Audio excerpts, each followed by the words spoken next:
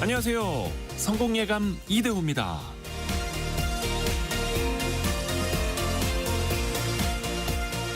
항상 더 나은 무언가를 바랍니다.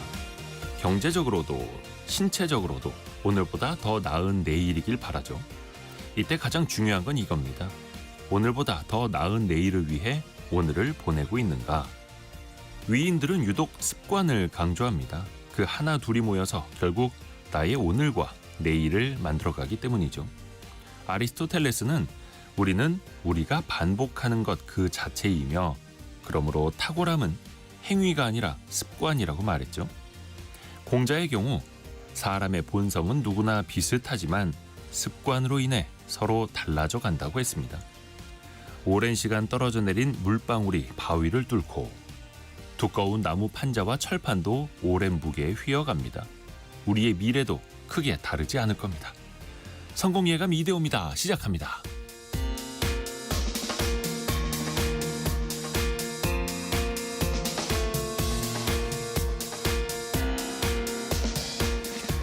안녕하세요. 이대호입니다. 자, 5월 26일 월요일 아침입니다. 새로운 한 주 시작 그리고 5월은 마지막 주가 시작이 되네요. 벌써. 자, 오늘도 경제상식 퀴즈 내드립니다. 경제상식도 키워드리고 선물도 받으실 수 있는 기회인데요. 올해 1분기 국내 은행들이 벌어들인 이 수치가 무려 7조 원에 육박했습니다. 1년 전보다 약 29%, 1조 6천억 원 가까이 늘었는데요. 작년 1분기에는 그 파생 상품이죠. ELS 관련된 배상금이 반영돼서 좀 낮았었는데 올해는 그 영향이 빠지면서 다시 크게 증가한 겁니다. 이것은요, 단순한 영업 성과만 반영하는 게 아니라 이자 수익, 수수료 수익, 그리고 주식 매각 이익 같은 영업 외적인 것은 물론이고요. 법인세나 각종 비용까지 모두 반영하고 남는 걸 말합니다. 기업의 최종 성적표라고 볼 수 있는 건데요. 영업이익이 아니고요. 매출, 영업이익, 그 다음, 그 아래에 있는 것을 무엇이라고 할까요? 단기, 그러니까 분기든 1년이든 일정 기간 동안 순수하게 남긴 이익을 이렇게 5글자로 부릅니다. 그 5글자 정답 보내주시면 되고요. 짧은 문자 50원, 긴 문자 100원이 드는 샵 9730이나 KBS 콩이 열려 있습니다. 추첨을 통해서 다양한 선물 보내드리고 있고요. KBS 콩, 또 유튜브를 통해서도 언제든지 다시 보실 수도 있습니다. 성공예감 이대호입니다. 자주 검색하시면 성공이 가까워집니다.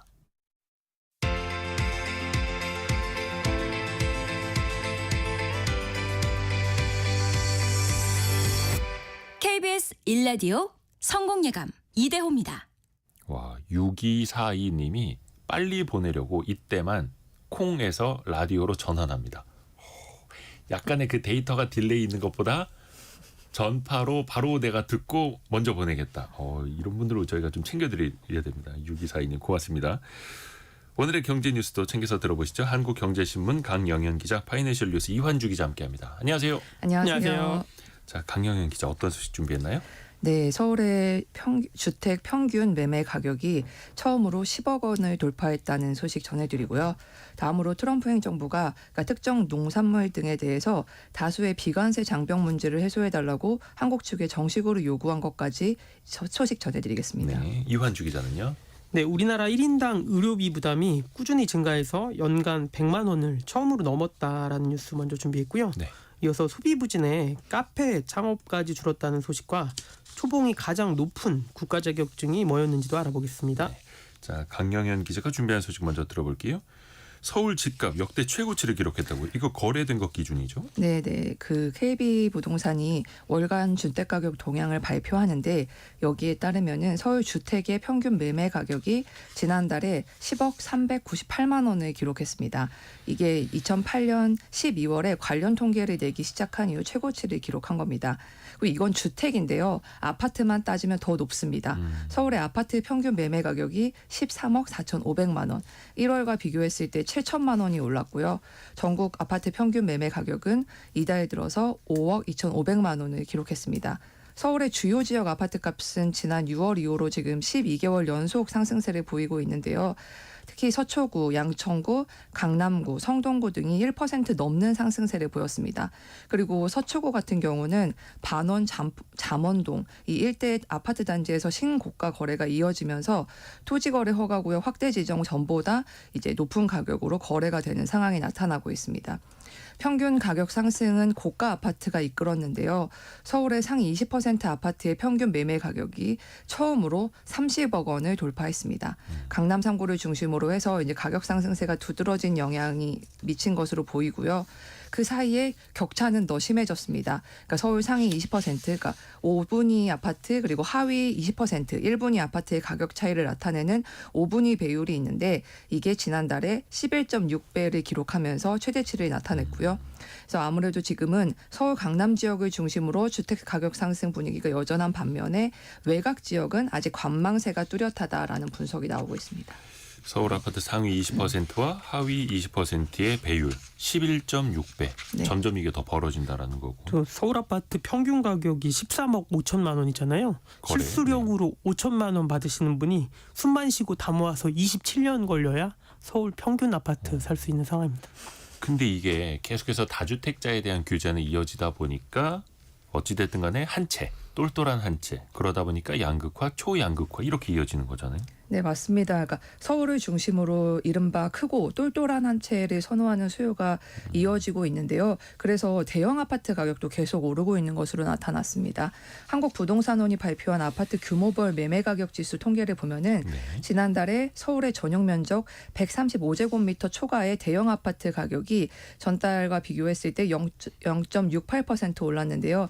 이게 전체 면적 가운데 가장 높은 상승률입니다. 그러니까 지난해 3월부터 꾸준히 상승하고 있는데 이렇게 가격이 오르는 것은 중대형 수요가 이어지는데 공급이 부족하기 때문이라고 하는데, 그러니까 작은 면적을 선호하는 1, 2인 가구가 늘어나면서 이제 수요가 줄어들고 있는 것은 맞는데요. 그보다 공급이 더 훨씬 많이 줄어들면서 대형 평수를 중심으로 가격이 오르고 있다는 설명입니다. 그러게요. 이 흐름이 언제까지 이어질지. 그렇죠. 이 극단이 어디일지 저도 좀 궁금해지기도 합니다. 자, 이환주 기자 골라온 경제 뉴스도 들어볼게요. 우리나라 국민 1인당 의료비가 계속 올라요? 예, 국민건강보험공단이 전국 5,500여 가구를 대상으로 분석을 해봤는데요. 2022년 기준으로 의료비가 가구당 약 297만 원으로 조사가 됐습니다. 네. 또 개인으로 봤을 때는요. 1인당 103만 원으로 2022년도에 처음으로 100만 원을 돌파를 했습니다. 이 의료비라고 부르는 거는요. 네. 병원 진료비, 처방 약값, 간병비에다가 그 치료에 드는 교통비 등을 모두 포함한 금액이거든요. 근데 이제 2019년과 비교해서 2022년에 한 42% 정도가 증가를 했습니다. 3년 동안. 근데 이게 2025년 현재 기준으로 이 증가율을 적용을 해보면요. 1인당 연간 의료비 금액이 146만 원 정도가 나옵니다. 이게 한 달 평균으로 나누면 우리 국민 1인당 올해에는 약 12만 원 정도 의료비를 쓴다라는 추산이 나오는데요. 물론 이제 고령자나 영유아 같이 특정 시기에는 그 부담이 평균보다 이상일 수 있습니다. 실제로 공단이 분석해봤는데 65세 이상 고령층의 경우 고혈압 등 만성 질환자의 부담이 꾸준히 커지는 양상을 보였습니다. 이렇다 보니까 민간 의료보험에 가입하는 사람도 꾸준히 증가하고 있는데요. 네. 2022년 기준으로 전체 가구의 80% 이상이 암, 질병, 상해 등 민간 의료보험에 가입을 했었고요. 이 수치는 한 3년 전과 비교했을 때 약 4%포인트 늘어난 겁니다. 그리고 1인당 그 보험 금액도 월 평균 약 30만 원 정도 지출하는 것으로 나타났습니다. 이게 경제 규모가 커질수록 의료비도 커지는 것은 당연한 흐름입니다만 그게 고령화 때문에 속도가 더 빨라진다라는데 건보 재정 같은 데 또 염려가 되는 거고요.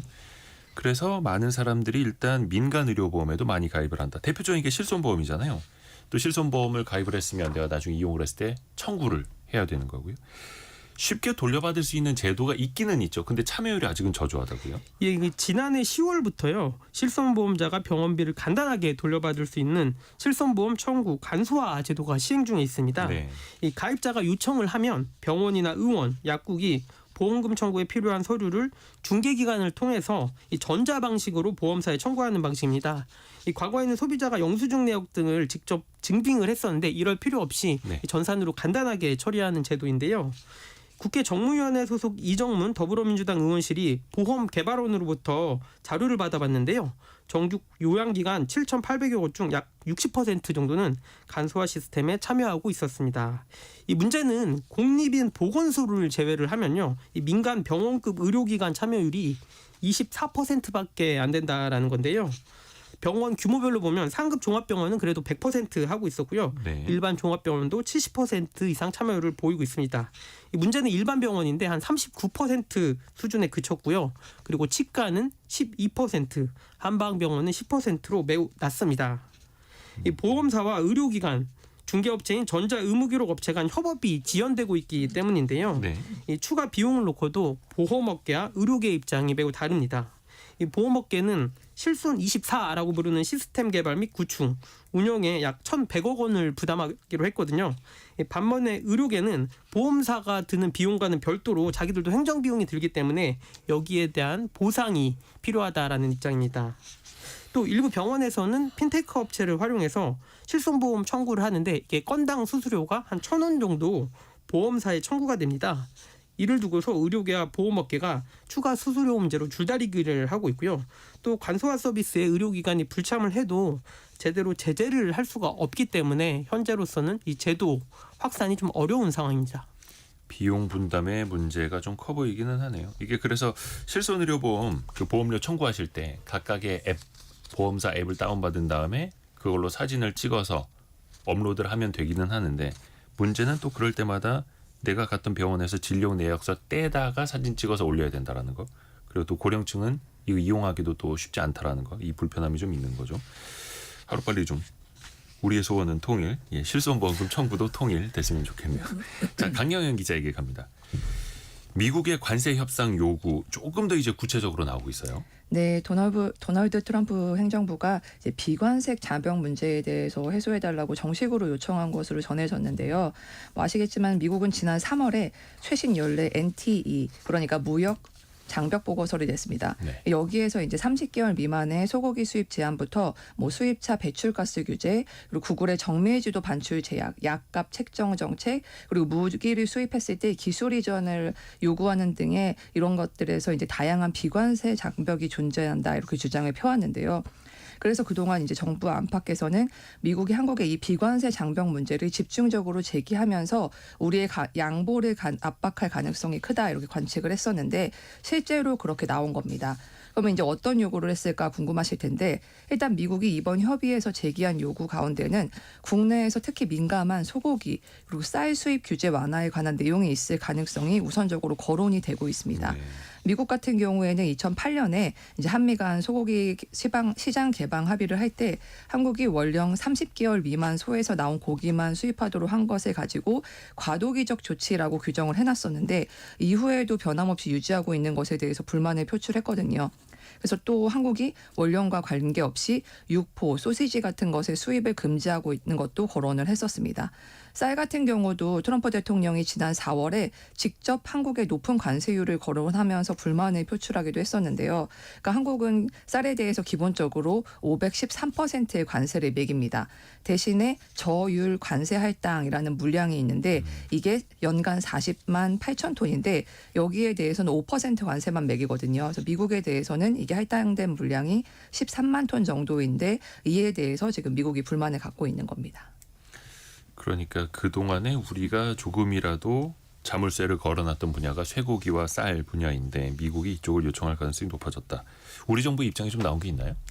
일단 우리 대표단은 6월 3일 대선을 통해서 이제 새 정부가 출범을 하잖아요. 그러니까 이후에 후속 협의를 거쳐서 한미 간의 최종 합의를 도출한다라는 기조로 협상에 임하고 있고요. 따라서 이제 미국 측의 문제 제기 그리고 요구와 관련해서 국내의 실상을 좀 설명하고 상호 간의 인식의 간극을 좁히는 데 주력을 한 것으로 알려졌습니다. 특히 정부는 이제 미국산 수입 확대를 통한 무역 균형 추구 그리고 미국 측이 절실히 도움이 필요한 조선 중심의 전략적인 한미 산업이 협력을 중요성을 강조했는데 그러니까 균형을 추구해야 되지만 서로 간에 도움을 받을 게 있다는 거죠. 그래서 25% 상호 관세, 자동차, 철강, 반도체 등의 품목 관세를 면제받거나 최소화하는 것을 목표로 협상에 임하고 있습니다. 다만 아시다시피 이제 대선이 곧 치러지는데 이런 한국의 정치 여건상 민감한 사안의 합의에 대해서는 그 결정권이 차기 정부로 넘어갈 것으로 보입니다.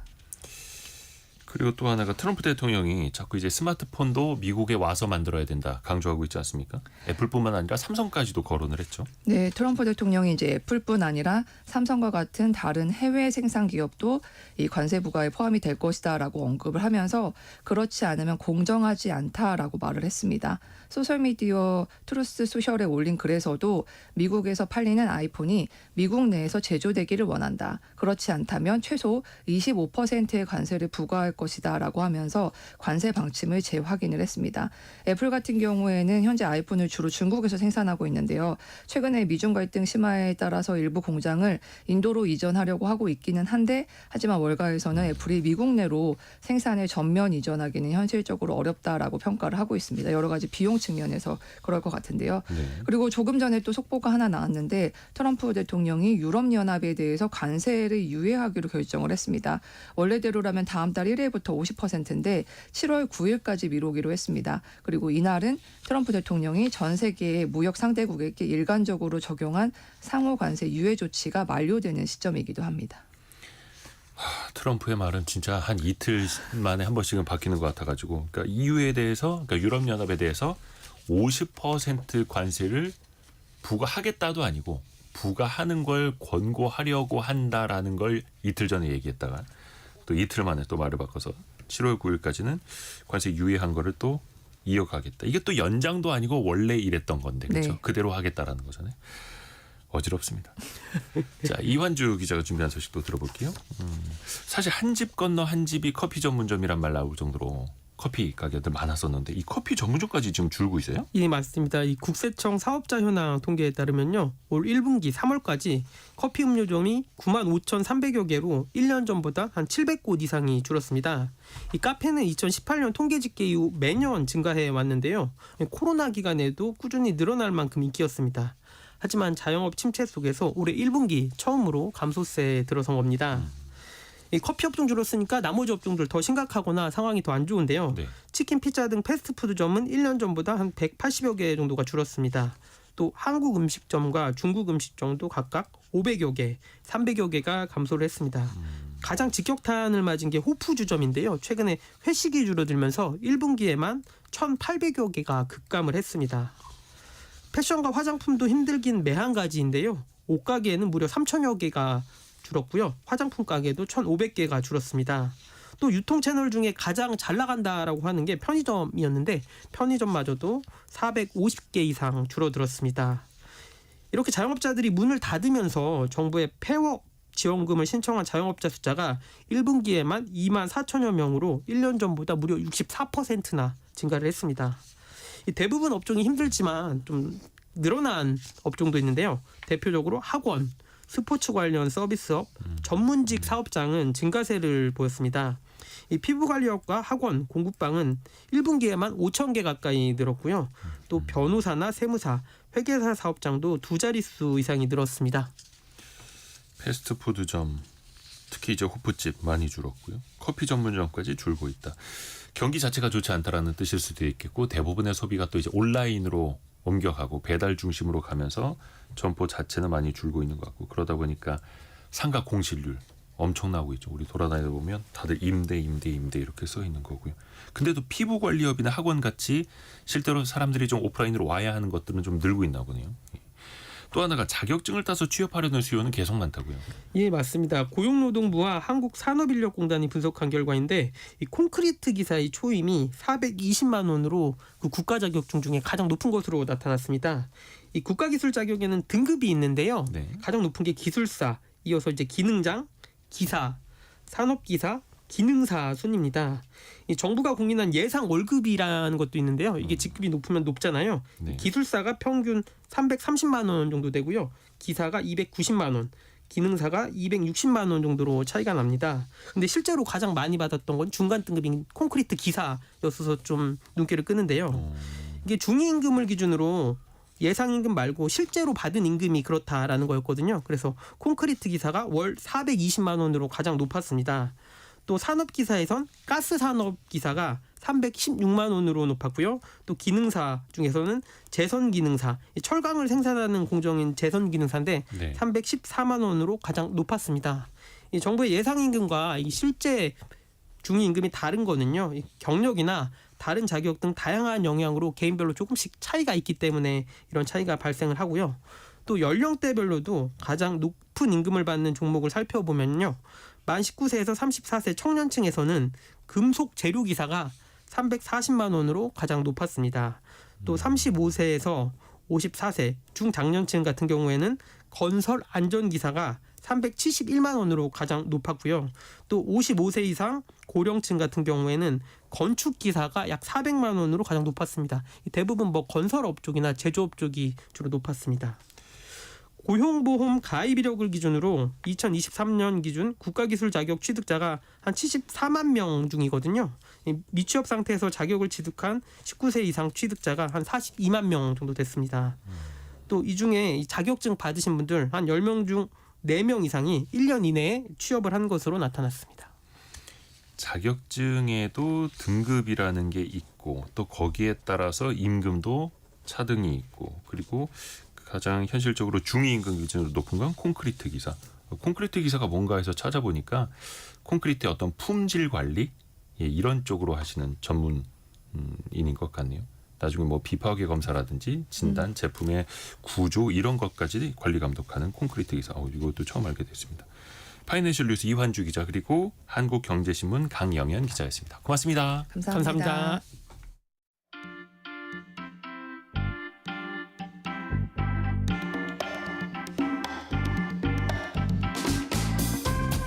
지금 여러분께서는 KBS 일라디오 성공예감 이대호입니다를 듣고 계십니다.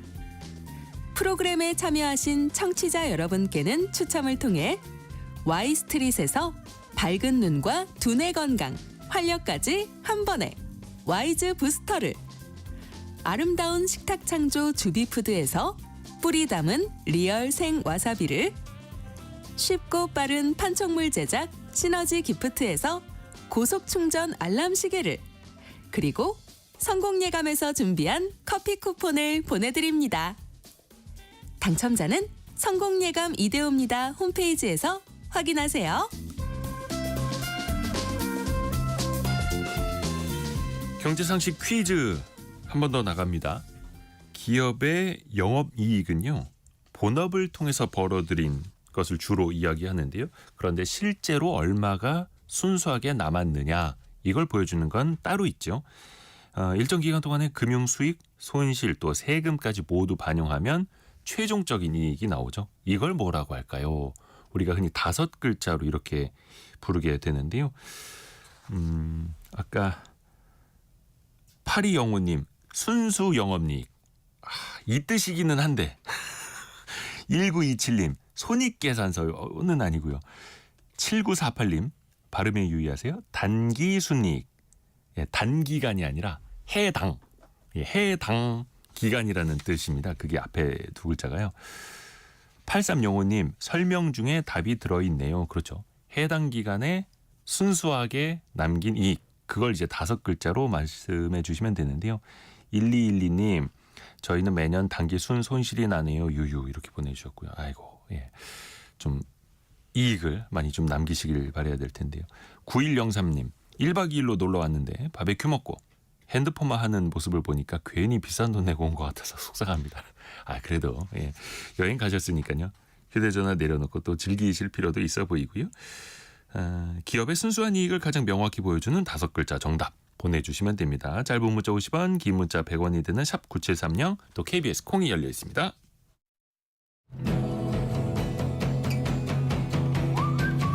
오늘의 움직임에 주목하고 세상의 흐름을 놓치지 않습니다. 여러분의 내일을 응원하며 성공의 열쇠를 함께 찾아갑니다. 성공예감 이대호입니다. 얼마 전에요. 배우 황정음 씨가 회사 돈을 가져다 썼다가 재판에 넘겨졌습니다.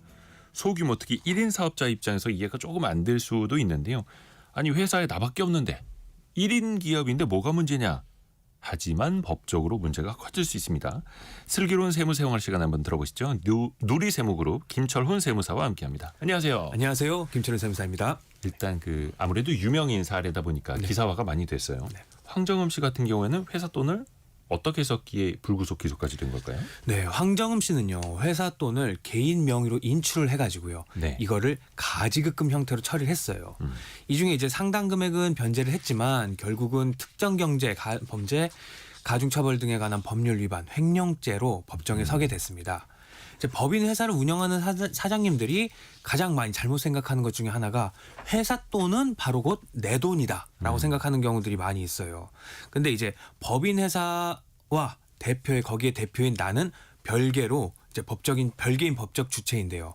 법인이라는 거는요 말 그대로 법에서 만든 사람이에요. 그래서 법인은 내가 아니에요.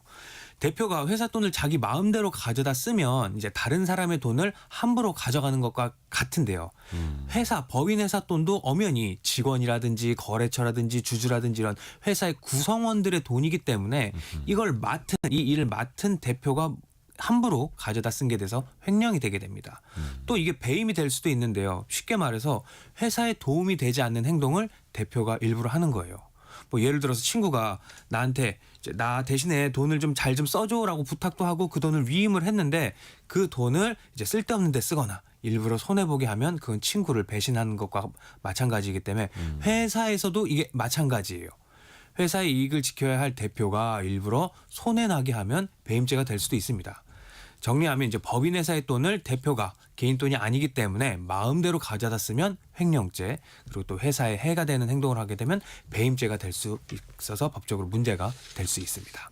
그러니까 회사는 곧 내가 아니라는 거죠. 네. 회사와 나는 별개라는 거고 법인 이게 회사는 대기업 회장들이 횡령 배임하는 거나 소규모 법인의 사장님들이 횡령 배임하는 거나 사실 구조는 비슷한 거예요. 맞습니다.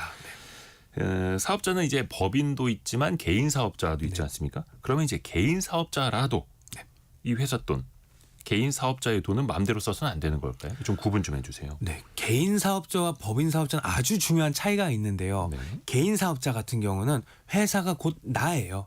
조금 전에 말씀드린 법인 사업자와는 다르게 이제 회사가 나고 내가 곧 회사예요. 예를 들어서 내가 개인 사업자로 분식집을 혼자서 운영하고 한다면은 그 가게에서 번 돈은 바로 내 주머니에 있는 돈이기 때문에 그래서 그 돈은 내가 치킨을 사 먹든 아니면 친구들과 놀러 가는 곳에 사용하든 문제가 안 돼요. 개인 사업자라면 개인 사업자로는 문제가 안 됩니다.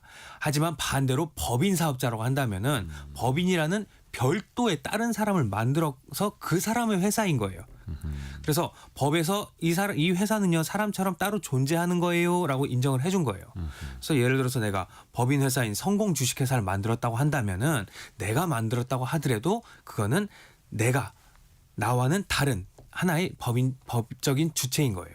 그래서 법인 회사가 번 돈은 내 돈이 아니라 성공 주식회사의 법에서 만든 그 사람 돈입니다.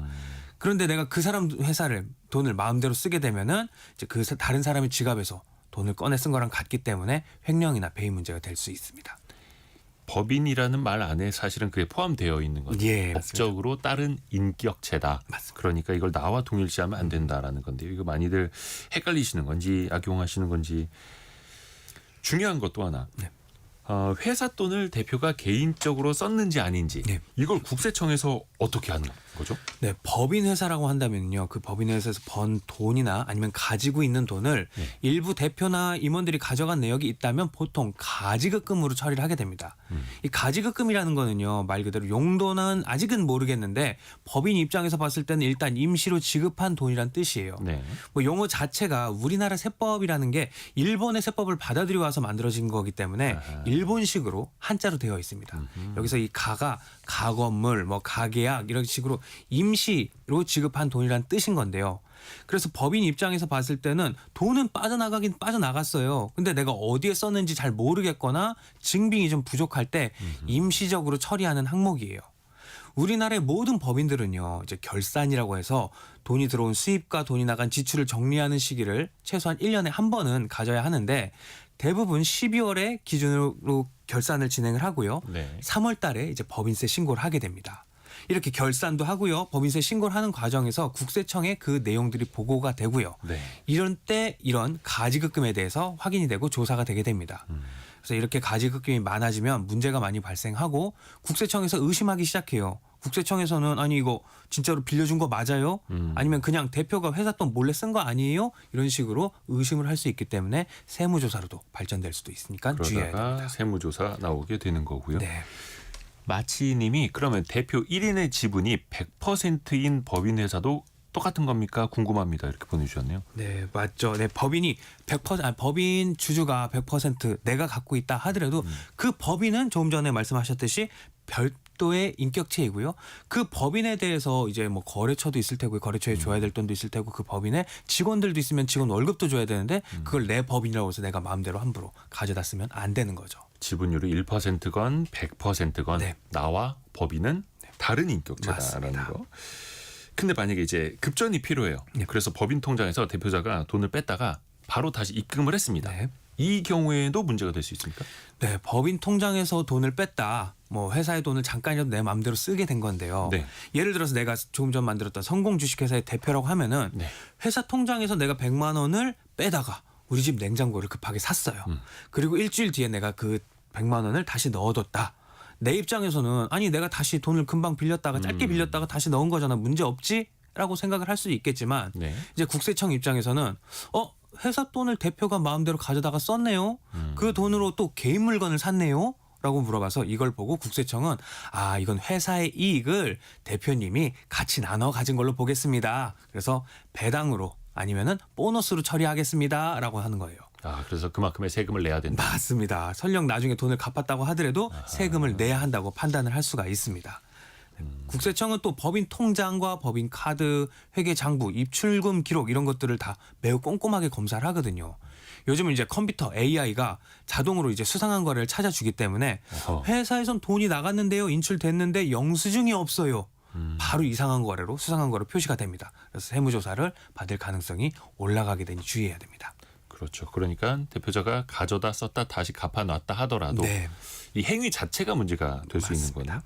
앞에서 말씀하신 것처럼 가지급금이 많아지면 세무조사 대상에 오를 수 있다라는 건데 그 외에도 세금적으로도 혹시 불이익이 있습니까? 네, 세금적으로 불이익이 엄청나게 많은데요. 그래요. 제일 먼저 이제 가지급금 인정이자라고 해가지고요.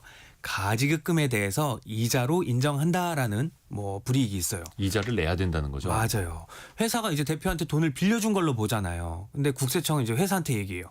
야 회사야 너 대표한테 돈을 빌려줬다고 하는데 이자 안 받았지? 그래도 받은 걸로 치고 넌 이자에 대한 수익이 생긴 걸로 볼게. 그래서 그거에 대해서 세금을 내라고 해서 회사가 대표한테 돈을 빌려주고 이자를 안 받았다고 하더라도 가상의 이자를 계산을 해서 회사한테 법인세를 더 내라고 합니다. 예를 들어서 대표가 회사 돈을 1억 원을 가지급금으로 사용했다면 네. 국세청은 대표한테 이걸 빌려준 걸로 봐가지고 회사는 당연히 이자는 안 받았음에도 불구하고 국세청은 이자 400만 원을 받은 걸로 치고 세금을 내세요라고 얘기를 해요. 아하, 그 400만 원의 이자 비용을 안 낸 것에 대해서 네. 세금을 물린다는 거죠. 이자를 받았다라고 가정을 하고 그에 대해서 세금을 내게 되고요. 또 거기서 끝나는 게 아니라요. 대표자 상회라고 해서 국세청은 이제 대표님을 찾아갑니다. 네. 대표님 이거 그 법인한테 돈 빌리면서 이자 400만 원 안 냈네요. 이거 400만 원 보너스 받은 걸로 치시고 그거에 대해서 또 대표님도 또 세금을 내세요라고 해서 대표한테 보너스로 준 걸로 치고 소득세를 매기게 됩니다. 그러니까 가지급금에 대한 네. 이자를 안 줬어도 네. 준 걸로 치고 네. 법인에게도 세금을 물리고 그리고 대표자에게는 안 냈으니까 그에 따르는 세금을 내고 물립니다. 네. 양쪽으로. 양쪽으로 물립니다. 또 그것뿐은 그걸로 끝나는 게 아니라요. 네. 지급이자 송금 불산입이라고 해서 쉽게 말해서 이자 쓴 거에 대해서 비용 처리 안 해줄래라는 게 있습니다. 이건 좀 더 회사의 입장에서 손해가 큰데요. 회사가 이제 은행에서 돈을 빌리면 그 은행에서 빌린 돈에 대해서 이자를 내잖아요. 네. 근데 그 이자는 원래는 이제 비용으로 처리해서 법인의 세금을 줄일 수가 있었어요. 네. 근데 여기에서 또 국세청이 이렇게 말합니다. 야 회사야 너 대표한테 돈을 빌려줄 만큼 돈이 많이 있는데 네. 왜 은행 가서 돈을 빌려서 이자를 내고 그래? 너 은행에서 돈 빌려다가 그 대표한테 준 거지? 그러면은 그 이자 비용, 그 이자, 은행 이자 비용으로 처리 못해라고 해서 은행에다가 낸 이자 중에 일부도 세금을 줄이는데 못 쓰게 됩니다. 이거는 모든 가지급금에 그런 거예요? 아니면 이거 이자를 대표이사가 회사에 내지 않은 가지급금에만 그런 거예요? 기본적으로 뭐 대표자 같이 이렇게 특수관계자한테 빌려줬던 가지급금에 대해서는 이런 그거에 해당하는 만큼의 대출금에 대한 이자 비용 이것도 처리가 안 비용 된다? 안 된다. 예, 맞습니다. 그래요. 그러니까 가지급금이 많아질수록 그 법인은 어떤 비용 처리 측면에서 좀 불리해진다. 불리한 게 많아집니다. 네. 그러면 만약에 그렇다고 해서 대표가 회사 돈을 이용하는 것 자체가 불법은 아니잖아요. 그렇습니다. 필요할 때는 이제 쓸 수도 있는 건데 네. 어떤 방식으로 회계 처리를 해야 될까요? 법인의 회사가 이제 대표에게 이제 문제가 안 생기게끔 돈을 이제 쓸 수 있는 방법은 크게 세 가지로 볼 수 있는데요. 네. 가장 먼저 이제 월급이라고 이야기하는 급여. 네. 회사가 이제 대표한테 일한 대가로 정기적으로 주는 돈인데요. 장점 같은 경우는 매달 이제 대표의 입장에선 안정적으로 돈을 가져갈 수가 있어요. 네. 근데 이제 단점은 이제 대표가 가져가는 거에 대해 소득세가 꽤 많이 나오고요. 추가로 여기에 건강보험료까지도 많이 올라가게 되는 단점이 있습니다. 그렇죠, 그렇죠. 네, 두 번째로 이것과 비슷한 보너스인 상여가 있는데 네. 회사가 돈을 많이 벌었거나 아니면 특별히 주는 돈입니다. 이게 장점은 편하게 주고 싶을 때 대표한테 줄 수는 있는데 단점은 이것도 월급과 마찬가지로 소득세를 꽤 많이 내고요. 건강보험료도 또 많이 올라가게 됩니다. 마지막으로 이제 배당으로 주는 방법이 있는데요. 회사가 이익을 남기고 주주, 여기선 대표도 100% 주주라고 봤을 때 주주에게도 나눠주는 돈인데 이거의 장점은요. 조절을 잘 해서 주게 되면은 세금이 급여보다 좀 낮을 수가 있어요. 이제 단점은요. 이제 매번 배당을 줄 수 있는 게 아니라 보통 1년에 한두 번 정도만 사용이 가능하고요. 그렇죠.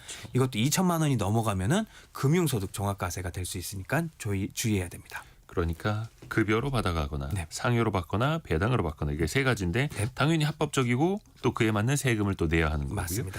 좀 절세를 할 수 있는 방법은 어떤 구조가 있을까요? 네, 이 위에 세 가지를 가져간다고 하더라도 뭐 그냥 마음대로 가져가게 되면 세금을 많이 낼 수 있기 때문에 네. 일단 세금을 가장 뭐 적게 낼 수 있는 14%로 낼 수 있는 배당으로다가 2천만 원이 안 넘게끔 가져가면 돼요. 한 1,800만 원 정도로 이제 배당으로 가져가게 되면 이제 지방세까지 포함해서 15.4%만 원천 징수하고 끝나게 됩니다.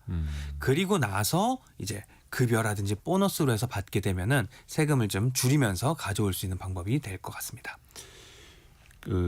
요 성함을 불러드리면 좀 안 될 것 같아가지고 형 모모님이 이제 보내주셨는데 제 지인 법인 회사가 그래요. 법인 돈을 대표 와이프가 마음대로 빼서 쓰고 넣고 그 와이프가 격리를 보는데 이거 불법이라고 얘기해줘도 잘 인지하지 못하더라고요. 주변에 이런 경우들이 예, 많이들 이제 잘못 생각하시는 게 법인을 내가 혼자 갖고 있으면 그것도 역시 내 주머니에 있는 돈이라고 잘못 생각하는 경우들이 많이 있습니다. 그러니까 이게 개인 사업자인지 법인 사업자인지 확실히 구분을 해서 판단을 또 하셔야 될 텐데요. 맞습니다. 회사 돈을 빌릴 때도 그래서 차용증을 꼭 써야 되잖아요. 네, 법인의 대표가 이제 회사에 돈을 빌 때는요. 그 돈에 대해서도 당연히 차용증을 써야 하는 게 기본입니다. 그래서 대표가 그 돈을 쓰려면 반드시 빌린다라는 증거를 남겨놔야 돼요. 그게 바로 차용증인데요. 차용증에는 기본적으로 내가 회사 돈 얼마를 빌렸고요. 언제까지 갚을게요. 라는 약속하는 문서예요. 그리고 또 빌렸으면 당연히 이자도 줘야 됩니다. 왜냐하면 이 법인 회사도 사람처럼 이자를 받을 권리가 있기 때문이에요. 그렇죠. 그래서 그 법정 이자율만큼은 줘야 되는 거고 맞습니다. 이자를 뭐 0.5% 이러면 또 안 되는 거잖아요. 안 되죠. 예, 그건 줬다고 보기 때문에 4.6% 지금 이제 특수 관계자 사이에서는 4.6%가 기본적인 이율이다, 이자율이다라고 보기 때문에 그거만큼의 이자를 줘야 됩니다.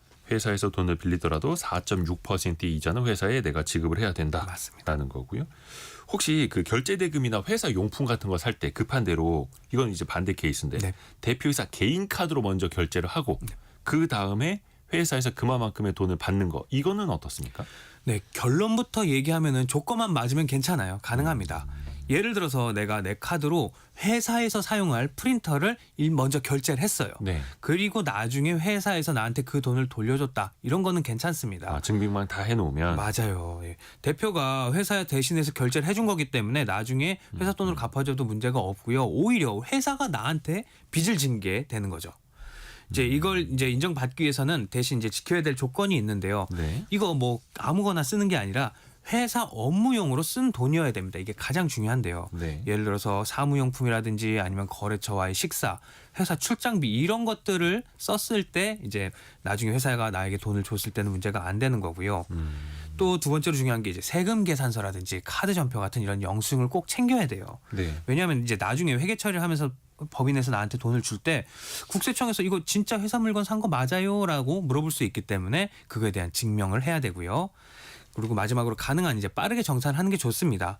뭐 내 돈을 먼저 쓴 다음에 회사한테 돈을 받는 게 이 시간이 너무 오래 지나면은 이제 국세청에서는 아 이게 그 앞에 그거랑 맞는 건가요라고 해서 의심을 할 수 있기 때문에 이러한 조건들을 지키면서 회사 돈이 대표한테 간 이유를 명확하게 그리고 투명하게 증빙을 남기는 게 가장 중요하게 되겠습니다.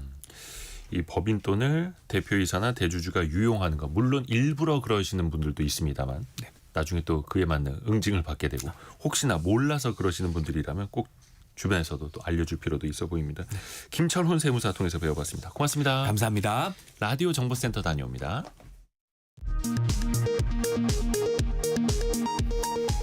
이재명 더불어민주당 대선 후보의 선거법 사건 판결로 촉발된 사법부 안팎의 논란을 다룰 전국 법관 대표회의 임시회의가 오늘 열립니다.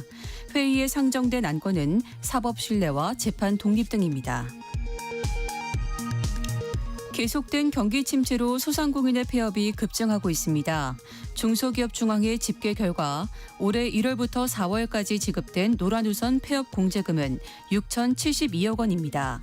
지난해 같은 기간에 5,443억 원보다 11.6% 증가한 역대 최대 수준입니다.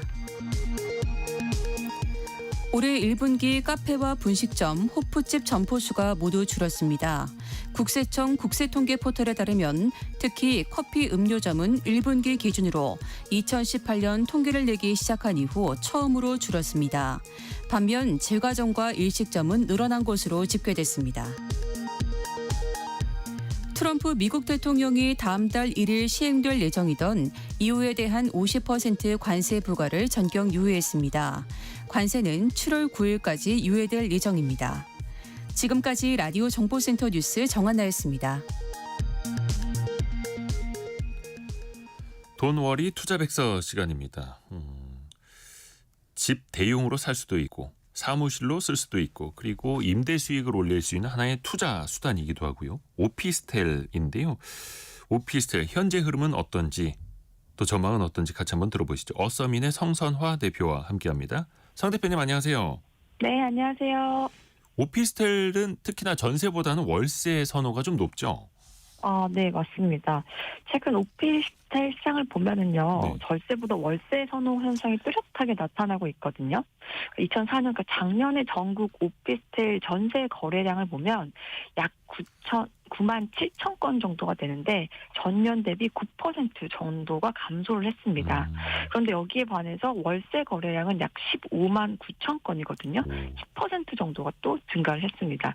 그러니까 실제 데이터를 보면 올해 1분기 기준으로 오피스텔 임대차 계약 중에 월세 비중이 약 73%를 차지하고요. 네. 전세 비중은 20%대에 불과합니다.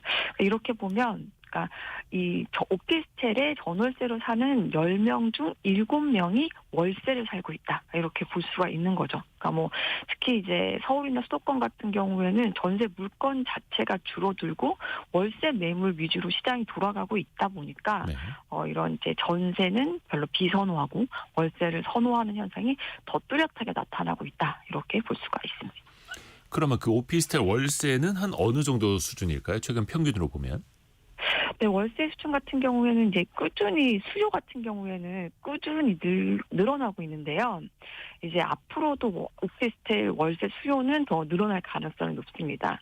일단은 그 이유를 좀 구체적으로 좀 설명을 드리면, 네. 이게 전월세 전환율이라는 게 있거든요. 네. 이제 개념부터 설명을 드리면, 이제 전월세 전환율은 그러니까 전세 보증금을 월세로 바꿔서 계산한 이율이라고 할 수 있습니다. 그러니까 전세 보증금이 1억 보증금 1억을 월세로 돌리면 한 달에 얼마를 받아야 비슷한 수익이 되는지를 좀 알려주는 거예요. 네. 그러니까 이게 사실 높아지면 월세가 더 올라간다라고 볼 수 있거든요. 근데 최근에 전국에 있는 오피스텔 전월세 전환율이 약 6.32%까지 올라갔는데요. 서울 같은 경우에는 5.8%, 수도권이 6.2%, 지방은 더 높은 6.9% 정도 수준입니다. 그러니까 이게 무슨 의미냐면 그러니까 예전보다는 월세 부담이 훨씬 더 높아졌다. 이런 의미가 되는 거죠. 그래서 전세보다는 월세가 더 비싼 어떤 이런 구조가 굉장히 굳어지고 있다. 이렇게 볼 수가 있는데 사실 이렇게 그 월세가 더 비싸지는 이유는 첫 번째는 이제 전세 사기. 굉장히 몇 년 전에 있었지만 지금도 여전히 우려가 크고 일단 금리가 또 내려가다 보니까 이제 임대인 입장에서는 월세를 조금 더 선호하는 그런 현상이 나타나고 있는 거죠. 임대인 입장에서는 월세가 훨씬 더 좋겠으나 그 임차인 입장에서 또 부담이 커질 수밖에 없는 거고 또 네, 맞습니다. 오피스텔은 관리비가 비싸다 보니까 합치면 네. 100만 원 훌쩍 넘을 테고요. 그럼에도 월세 수요는 그럼 계속 늘어날 걸로 시장에서는 보나요? 네, 맞습니다. 일단 이거 같은 경우는 구조적인 문제이기 때문에요. 그러니까 아까 말씀드렸듯이 전세 사기 걱정도 있고 특히 이제 공급 자체가 줄어드는 게 굉장히 문제이기 때문에 앞으로도 이 월세를 선호하는 현상은 쉽게 바뀌지는 않을 것 같습니다. 그렇죠. 박신홍 님이 오피스텔 자체가 매매 차익보다는 임대 수익을 보고 투자하기 때문에 월세가 많겠죠. 이렇게 또 의견 주셨네요. 네, 맞습니다. 네. 그런데 오피스텔도 이제 공급을 좀 따져봐야 될 텐데 내년에는 올해보다 오피스텔 공급이 크게 줄어든다는 얘기가 있더라고요. 네, 사실 한참 한 3, 4년 전만 하더라도 오피스텔 공급 굉장히 많이 했다가 네. 원체 매매가 안 되다 보니까 이제 공급하는 사람들 입장에서도 오피스텔 공급을 많이 줄이고 있거든요. 근데 지금 부동산 R114 자료를 보면 내년도 오피스텔 입주 예정 물량이 약 11,900채 정도가 됩니다. 그러면 이게 올해 입주 예정 물량보다는 무려 65%나 줄어드는 거거든요. 네. 그러니까 공급이 굉장히 많이 줄어들게 된다라고 볼 수가 있습니다. 사실 이렇게 또 공급이 줄어들게 되면 시장에도 영향을 줄 수밖에 없는데 네. 단기적으로는 이제 공급이 줄어드니까 신축 오피스텔에 대한 희소성 효과가 생길 수가 있고 이렇게 되면 또 이제 임대인 입장에서는 신축 오피스텔 공급이 줄어들다 보니까 공신률이 낮아질 가능성도 높아지기 때문에 지금 사실 서울 오피스텔 시장 같은 경우는 공실률이 그렇게 높지는 않고 약 5% 정도 수준까지 내려온 상황이거든요. 그러면 또 이제 또 임차인, 그 세입자 입장에서는 이런 공급 부족이 오히려 또 월세 가격 상승으로 이뤄질 수 있다라는 또 우려는 있을 수가 있습니다. 기존에는 공급이 많았었고 거래는 잘 안 됐었는데 그게 좀 반전을 네네. 맞을 수도 있다 이렇게도 읽히네요. 최근에 그 거래 흐름하고 또 오피스텔 투자했을 때 월세 수익률 같은 건 어떻습니까? 네, 사실 이제 오피스텔은 사실 이제 매매 차익, 그러니까 시세 차익보다는 네. 캐피탈 게인, 시세 차, 그러니까 현금 흐름을 위해서 하는 투자거든요. 네. 그러다 보니까 굉장히 중요한 게 이제 월세 수익률이라고 할 수가 있습니다. 이 수익률이 과연 얼마인가? 사실 이제 데이터에 사실 이렇게 보면 따져봐야 될 부분들이 많기는 하지만 네. 최신 데이터를 보면 한국부동산원이 발표한 4월 오피스텔 가격 동향 조사 기준으로 봤을 때 전국 오피스텔 평균 수익률이 5.53% 정도입니다. 그리고 지역별로 보면은 수도권이 5.42%, 비수도권 같은 경우에는 조금 더 높은데 이제 매매 가격이 낮기 때문이죠. 5.94% 정도가 됩니다. 서울 같은 경우에는 아무래도 이제 매매 가격이 올라가면 수익률이 떨어지니까 수익률이 지방에 비해서는 조금 낮은 편인데요. 이걸 좀 숫자적으로 좀 구체적으로 설명을 드리면 네네. 예를 들어서 3억짜리 오피스텔을 서울에 샀다라고 하면 물론 사실 3억짜리 오피스텔 서울에 많지는 않지만 연간 임대 수익이 약 1,479만 원 정도가 나오는 거거든요. 그러니까 월세로 이걸 또 환산해서 보면 한 달에 약 123만 원 정도 수익이 나오는 걸로 이렇게 평균 수익률을 계산해 볼 수가 있습니다.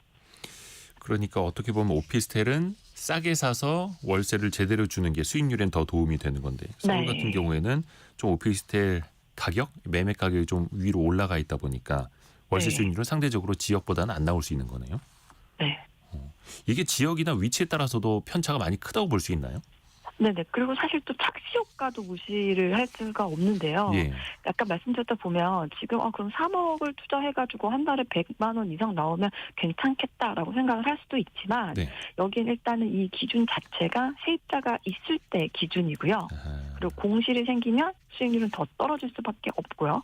그리고 이제 세후 계산을 한다라고 하면 훨씬 더 수익률이 떨어질 수 있기 때문에 이 부분은 조금 감안을 해주셔야 됩니다. 겉으로 보이는 것과 달리 빠져나가는 돈이 많다. 이것도 유념을 해주셔야 되고 그리고 말씀하셨다시피 또 오피스텔 같은 경우에는 지역이나 위치에 따라서 격차가 상당히 크거든요. 네. 그러니까 뭐 아파트 같은 경우에는 뭐 이제 아파트니까 조금 서울 외곽에 떨어져 있거나 안 그러면은 뭐 지하철역에서 조금 멀리 있다라고 해도 대단지라든지 뭐 안 그러면 숲새거리라든지 다른 걸로 인해서 조금 장점이 있을 수가 있지만 오피스텔 같은 경우에는 이제 서울만 보더라도 강남, 여의도, 광화문 제가 예전에 조사를 했을 때도 딱 한 3군데 정도의 스팟 이외에는 사실 공실이 많고 잘 거래가 안 됐었거든요. 네. 수도권 같은 경우에도 진짜 우리가 말하는 번듯한 직장이 있는 곳들 있잖아요. 뭐 판교나 분당, 광교, 그러니까 대기업 사옥이나 뭐 IT 밸리 이런 업무 시설이 밀집한 오피스텔 같은 경우에는 월세도 높고 공실도 낮고 이렇게 하지만 그 이외 같은 경우에는 사실 공실이 굉장히 많기 때문에 이제 뭐 오피스텔에 관심이 있다라고 하시는 분들은 아파트와는 또 다른 입지에 대한 분석 기준으로 오피스텔을 보셔야 됩니다. 그렇죠. 네. 박영은 님이 은행 이자보다는 많이 높네요라고 아까 그 수익률 네네네. 말씀드렸을 때 글을 올려주셨는데요. 근데 이게 만약에 기준금리가 내려간다면 은행 이자는 내려가고 상대적으로 오피스텔의 수익률이 좀 높아 보일 수도 있잖아요. 상대적으로. 네, 맞습니다. 또 거래도 좀 나아질 수 있을까요? 어떻게 보세요?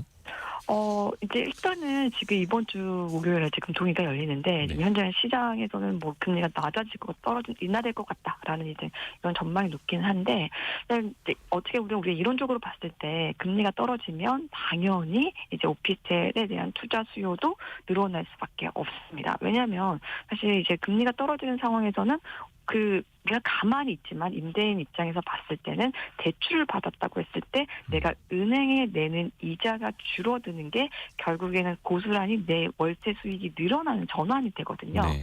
하지만 제가 봤을 때 지금 시장 상황이라든지 이런 거를 봤을 때 금리가 떨어지면 가격 매력도가 조금 높아질 수는 있겠지만 이거는 기존에 보유한 사람들 입장이고요. 이것도 신규로 뭐 금리가 떨어졌다라고 해서 지금 오피스텔 숫자가 매력적이다. 이렇게 말씀드리기에는 조금 따져봐야 될 점이 좀 더 많다. 이렇게 말씀드리고 싶습니다. 고맙습니다. 어서민의 성선화 대표였습니다. 고맙습니다. 네, 감사합니다. 감사합니다. 이 시각 현재 코스피 코스닥은 각각 0.76%, 1.1% 정도 강세인데요. 트럼프 대통령이 유럽에 6월 1일부터 물리기로 했던 그 관세 조금 더 유예를 이어가겠다라고 하면서 시장은 일단은 안도하고 있는데요. 이번 주에 또 체크해봐야 될 것 많습니다. 개미스쿨 시간에 바로 이어가겠습니다. 10시 5분에 금방 다시 뵙겠습니다.